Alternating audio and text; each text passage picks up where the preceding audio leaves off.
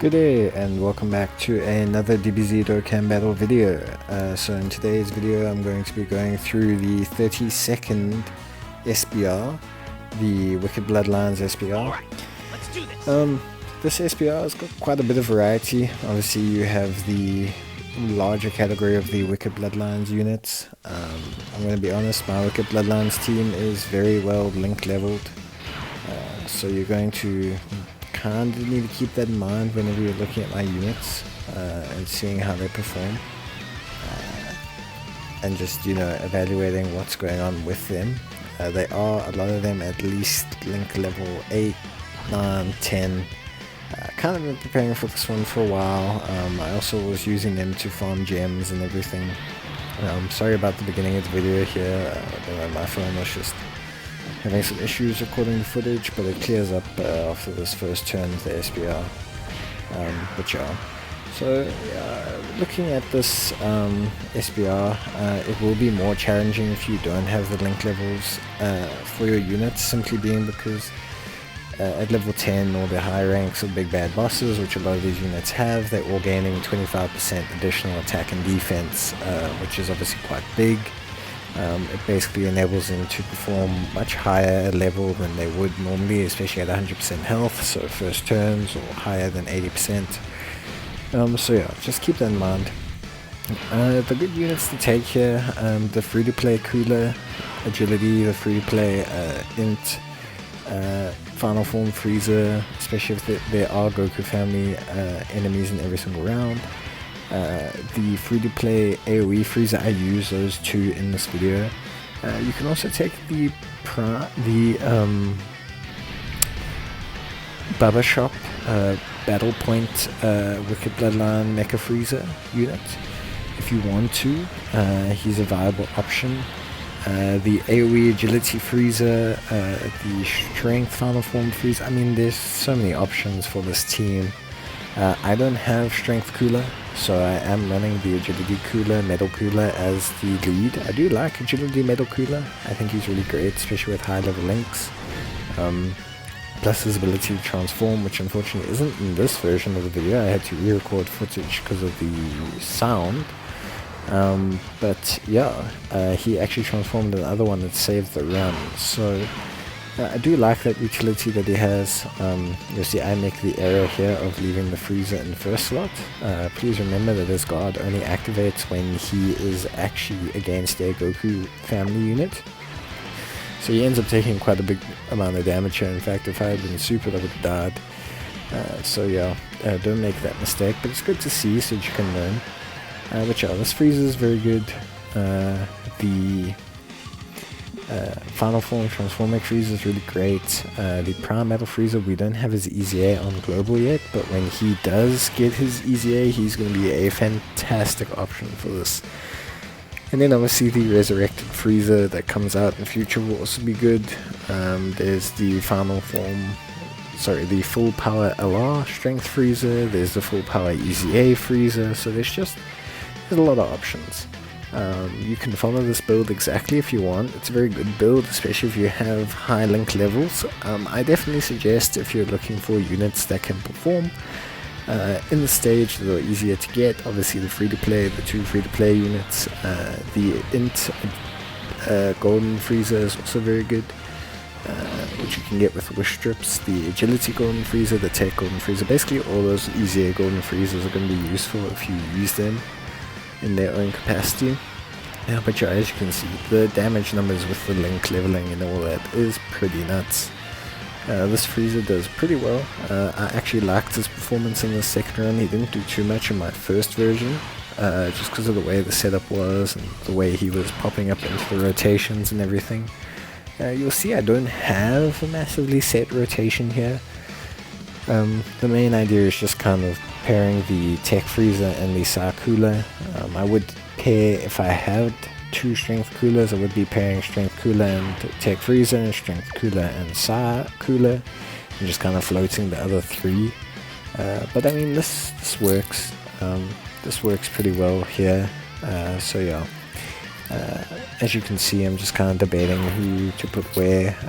That agility cooler has 172 defense, however, so I thought I might as well just stick him into second slot, and then we'll see from there. But yeah, this team performed very well. I mean, I cleared this in like 10 minutes, so this was a very, very, very, very, very good performance. But the link levels are quite high, so just please keep that in mind.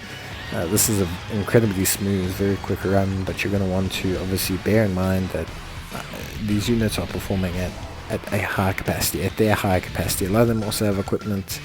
There's equipment on my tech freezer, there's equipment on my Psy cooler, crit equipment on cooler, there's additional equipment on freezer, there's defense equipment on agility cooler. There's just a lot going on with this team. It's very, very, very highly optimized. But if you were to take these units at 55%, or maybe with just 1 or 2 dupes in them, and at maybe link 5 or 6, they would probably get the job done. Definitely believe that they would. So yeah, I believe you could take them and do that. I mean, I'm using items just for fun. I'm not really focusing too much. I'm not really doing the utmost strategic play. I mean, you saw in the first round that took 180k damage that really just shouldn't have. So definitely could do it. If you have these units at, like I said, maybe link 5 or 6, and you have this exact team build, you could definitely clear this stage quite easily. But if you have any of the other units I mentioned, you can definitely build around those. There's nothing wrong with doing that. And yeah, you should be able to get some really good performance out of this team, out of this whole build. So yeah, fun team, nice category because there's variety in it, and yeah, there's enough options here that this team build isn't the only team build. It's definitely not like representatives of Universe 7.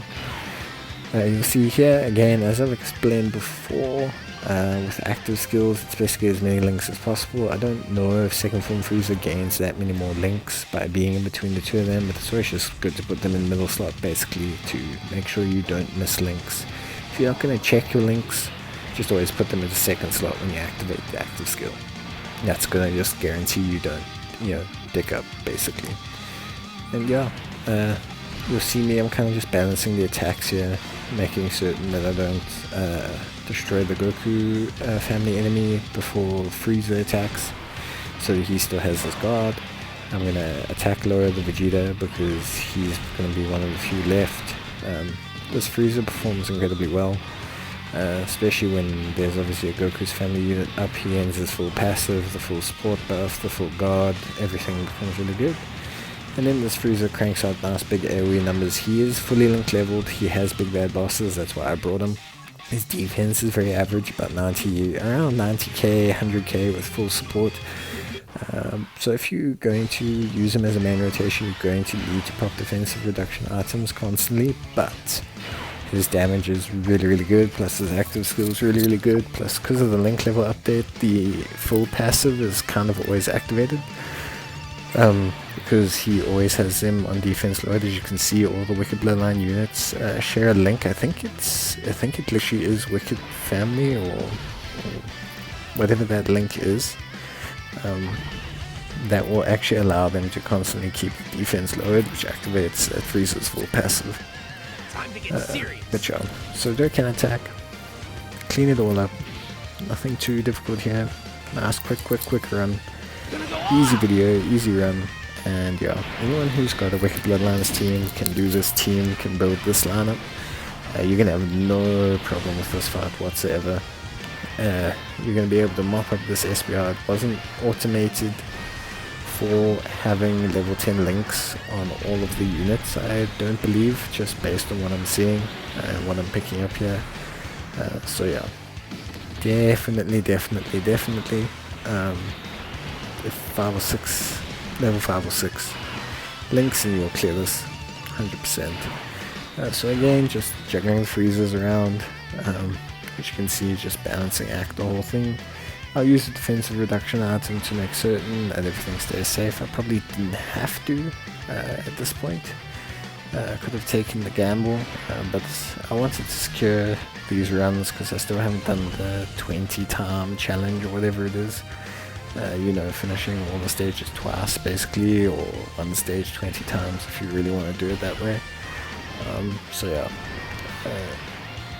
I could probably farm this one just because it's fun and it's quick and it's very, very, very reliable. I can't see myself screwing it up too badly. So yeah, but yeah, quite a straightforward run. Definitely keep in mind those units. Like I say, don't panic if you don't have them. There's quite a lot of variety in the Wicked Bloodlines one. And yeah, main thing to keep an eye out for is essentially just running a decent lead. As long as you have agility cooler or transforming cooler, you should be able to run a decent enough lead to get the job done. I wouldn't say that tech freezes 120% is going to be enough, so yeah, just keep that in mind. But here you go, another SBR done, another video out the way, and I'll catch you guys in the next one, which will be Time Travelers category. So yeah, goodbye and good luck, and see you in the next video. Cheers and bye.